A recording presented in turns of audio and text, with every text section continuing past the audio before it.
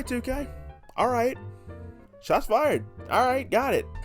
For any of the doubters like me who are genuinely concerned about where this was headed, you guys are doing right. Second day in February and already we got actual gameplay? See a breakdown of the controls and shit too? Wow.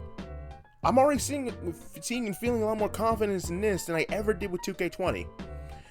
So let's talk about it. RexBebop here again, people. And yeah, I'm going to be going over what I liked and what I didn't like about the gameplay trailer that they showed off today. Apparently they're going to do more of these. Hopefully we get one about MyGM, MyRise, and MyFaction. And even, hopefully one or two showcase matches. I hope.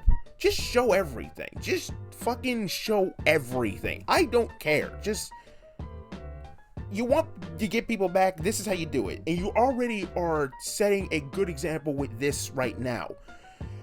However, yeah, I'll get to that in a minute. Let's go over the pros and what I did like. One, it's more arcade-like. I'll admit, I've gotten used to the whole simulation format that these games have given over the years since 2K15.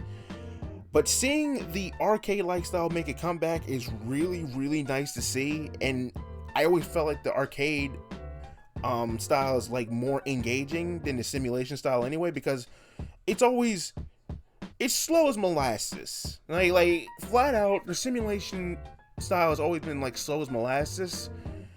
And I'll get to that in a minute. But it's just, I'm just so glad to see it's a little faster and people aren't slow as hell.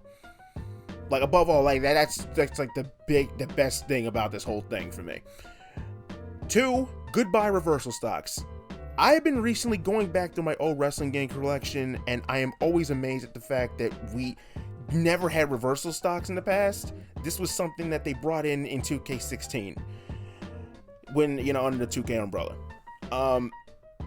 You just had to be good at the game. But seeing the reversal stocks gone, it's wow, you guys are actually doing right. No more of that bullshit reversal stocks. This probably means that the CPU will probably be more of a threat this time. Thank God. I'm happy about this. No more of that, no more bullshit reversal stocks. Especially since I've been recently playing Day of Reckoning 2 and Day of Reckoning 1. I am just the computer was a definite threat in that game. You actually really, really had to get good. There was a reversal for grappling and striking on both triggers, and it's wow, you really had to get good. Day of Reckoning 1 would kick the shit out of you. It did not matter. You bump that shit up to hard, bump that shit up to expert. The CPU is fucking relentless in both these games.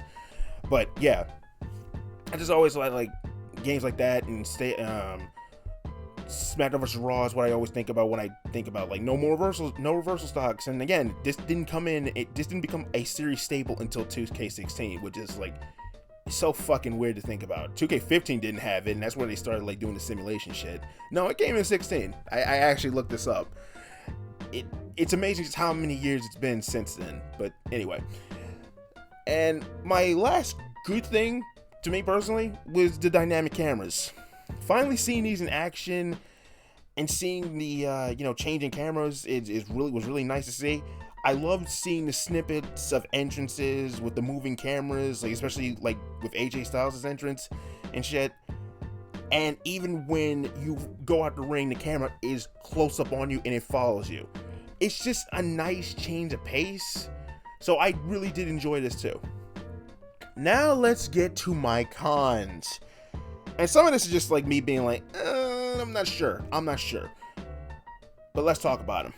The slow ass ref. Why the hell is the ref so antagonizingly slow? He even counts slow as hell too. Even when he's walking around the ring, I just hope the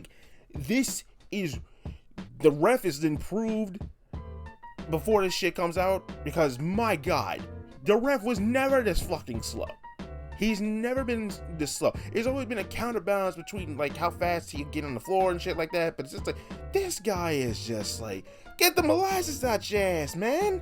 Fucking get down there and count. Shit. All right, 2, the annoying ass red effect. Hopefully with the visual effects, the screen flashing red when you're hurt can be turned off. I don't need an indicator to tell me that I'm hurt. I can just see through the movements of my wrestler that they're hurt, they're injured and shit. I don't need an indicator after a signature or finisher that I am hurt. It's a little bit too much. It really is. This is really a minor nitpick. But does anyone else think the ring is really, really fucking small? It's like, it's really compact in comparison to like, I guess 19 or any of the old games. It maybe just might be my Day of Reckoning 2 ass brain after replaying that. But where the ring is like stupid massive. Like that shit is like enormous. It's like, wow, why is it so damn big? But looking at this, looking back to that and then looking at this, it's like, why is this so damn small? It just looks small to me. I could be wrong. This could be just a me thing, but yeah. Here's my biggest piss off. And I'm already seeing like rumblings in the comments and on Twitter and shit about this. It's a yay and a nay. The controls. I can only speak for me about the controls, but these are way more suited for an arcade fighting game, more so than an arcade style wrestling game. 2 strike buttons? We still got the 2 button signature and finisher buttons? Now you gotta hold the trigger and I guess square or X, depending on what console you have and shit, to hit your signature and your finisher and shit. Nah, dude. I am not for this at all. I cannot. Nah. It's even Fire Pro Wrestling World had a better control scheme than this. And yeah, I know. This is gonna have to be a wait till you actually get it in your hands before you can properly judge it, but damn, dude. This looks just so off to me. Yeah, we're gonna have to get it in our hands for me to properly judge, but it's just like, what the fuck? 2 strike buttons? The grapple? Who designed this? This is supposed to be better for people. Whatever. I really hope that they implement the controls from 2K19 as an option 2 for people who like the old control scheme. I never liked the control scheme that they made in 2K20, and it's just like, this is really like them doubling down on it. I'm not a fan. I've never been a fan of this shit. So yeah, and I hope that my option 2 idea, like, I probably would satisfy other people too. I'm just saying, like, just have a control scheme, the controls, blah, I can't speak. The control scheme from 2K19 and just had that as an option 2 for people who want to switch back and forth. I'm just saying, like, that would do wonders, but apparently it's supposed to be easy to pick up and play, but this is a wrestling game, not a damn fighting game, dude. But whatever. And here's my, what the fuck were y'all thinking on this one? This is really just me like being like, huh? Or being really nitpicky. But anyway, the stun meter. The stun meter increases when you receive damage from your opponent's attacks. Once you get your stun meter filled, you aren't able to reverse. The stun effect lasts for only a few seconds. It is temporary. I'm gonna be real. I'm not jiggy with this at all. Not in the slightest. There has to be a way to turn this shit off. And the vitality meter. This is really pointless when you consider we still have the body indicators just to tell us how much damage we've taken. Why do we need a health bar? Again, we don't need that.